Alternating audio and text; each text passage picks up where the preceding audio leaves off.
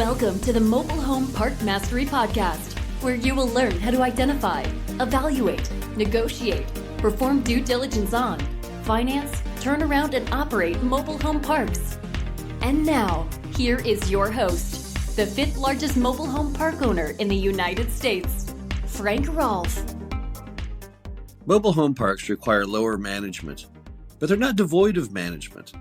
This is Frank Rolfe with the Mobile Home Park Mastery podcast series. It's our third installment in a 5-part series on lessons learned from failed parks. And we're going to be talking about management fails, the things that you can do to destroy your property utilizing bad management. Let's start off with collections. As we all know, most mobile home parks, not all, but most, are in the affordable housing sector. This means that customers do not have a lot of money. And as a result, if you don't stay on them, you won't get paid. In the industry, we call the best type of management system for collections no pay, no stay.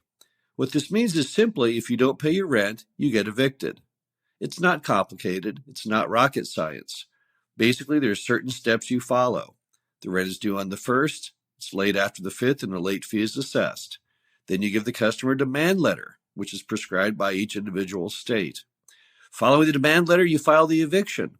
And once winning the eviction and the appeal period has ended, you file for what's called the writ of possession or writ of execution. In this case, the constable goes and physically throws the customer out of their home if they have not chosen at that point to go ahead and run off.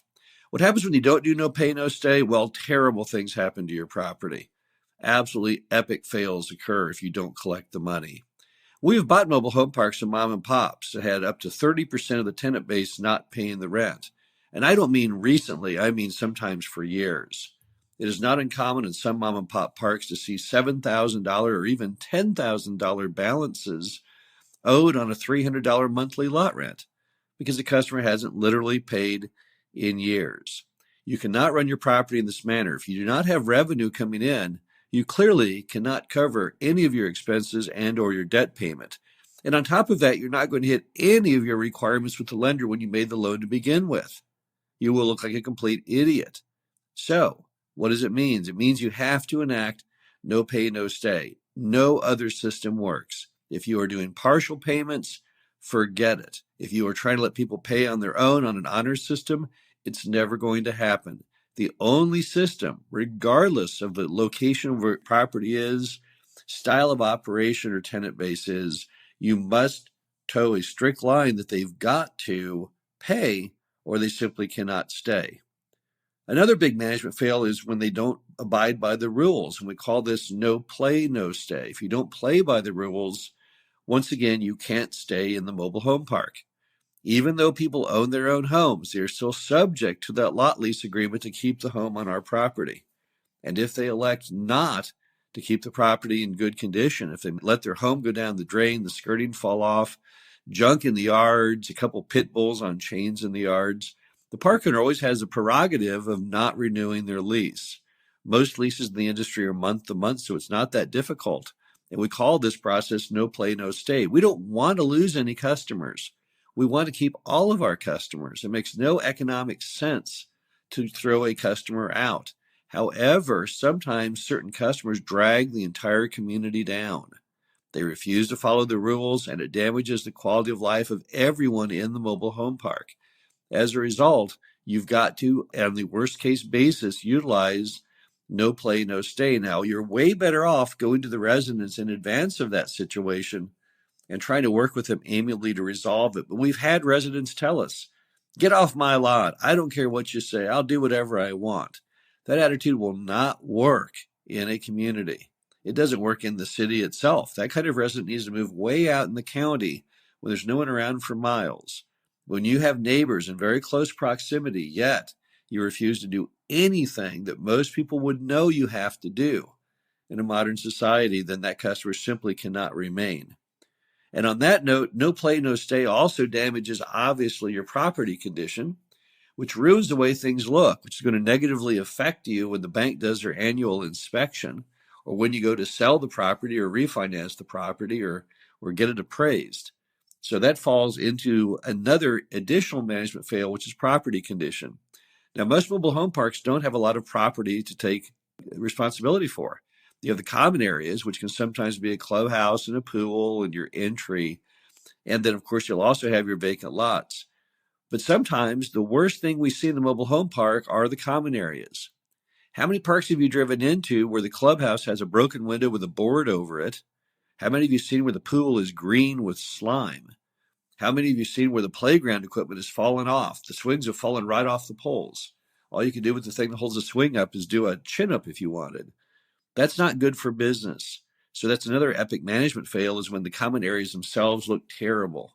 No property should ever exist in a situation where the common areas are not leading the way. Those should set the example to the whole mobile home park tenant base that we care. We want to have a nice property. If you let your common areas go down the drain, it's only a matter of time before the rest of the park goes down the drain too. Next is no sense of urgency on occupancy. This is another epic management fail.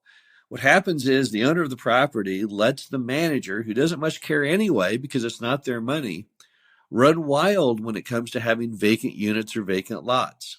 Here they have a 1990s home. It needs only $1,000 of work. The demand is off the grids. You can easily get a customer in a few days with a simple ad in the newspaper. Yet the home sits empty sometimes for months, even years.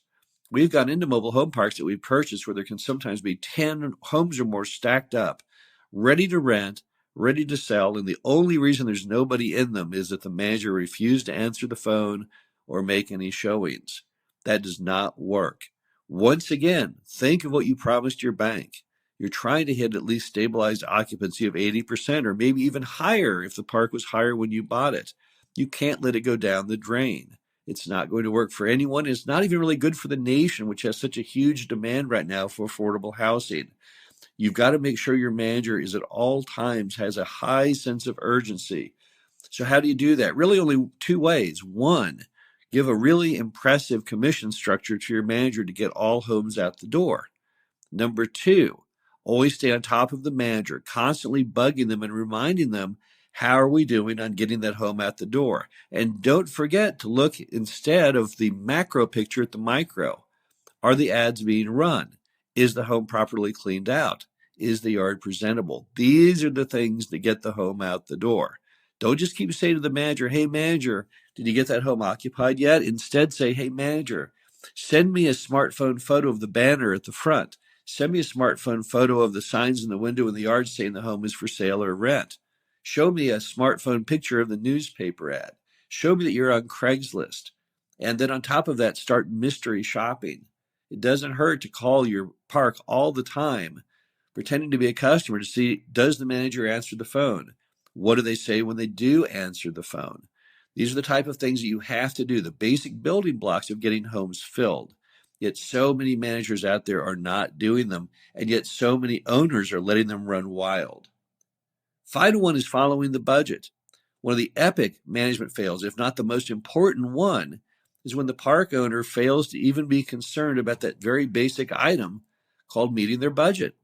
When you bought that mobile home park, you gave that bank a budget, a P&L, a roadmap of what you were going to do.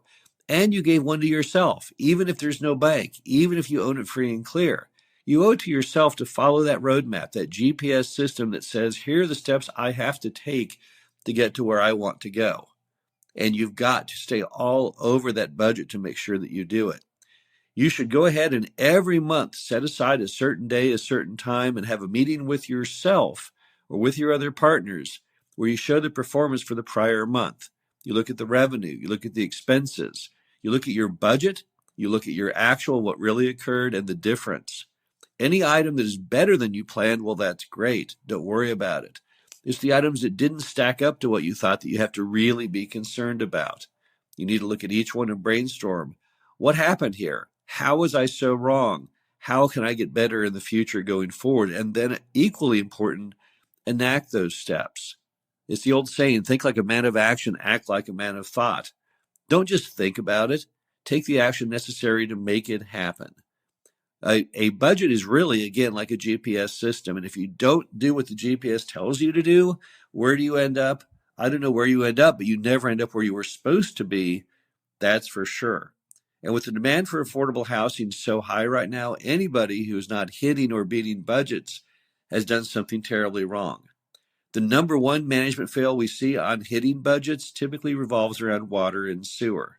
That's why so many park owners are retrofitting to water meters right now. Several reasons. Number one, it makes the tenants accountable for their own use, fosters conservation, which is good from an ecological standpoint. Additionally, it gets you out of the worrying game on their water and sewer use. It's very hard for you to stay on budget when you don't control the steps to stay on budget. By making them pay their own water sewer, it gets you out of the water sewer game in part. But it still doesn't solve issues such as mainline leaks. Every time you get a water bill, you need to look at the water bill, look at the same month the prior year, and then the month before as well, and say, is this bill on track? Do I possibly have a leak? We have bought parks where water leaks were as much as $60,000 a year. At a 10 cap, that's $600,000 of value that was erased because of the epic management fail of not staying on top of water and sewer. That simply is not going to work. Final epic management fail is when you let the manager embezzle. And I've seen some amazing embezzlements over the years. One property that I purchased in Oklahoma, the manager had embezzled roughly $1 million over the former decade. How did they do it? Well, this park didn't even take cash. What the manager did is they set aside they opened a second bank account in the name of the park with themselves as the only signing entity. They would deposit some portion of all checks into that account and then draw it down. Now, how did this occur in a modern world? Well, it's easy. In the old days, what mom and pop owners sometimes did is they gave the manager the checkbook, told him to go out and bring in all the revenue, pay out all the bills, and send them a check for the difference. In this case, it was an elderly mom and pop out of California. They'd owned the park in Oklahoma for a long time, but they had lots of other assets and they really weren't paying attention to it. They never visited it.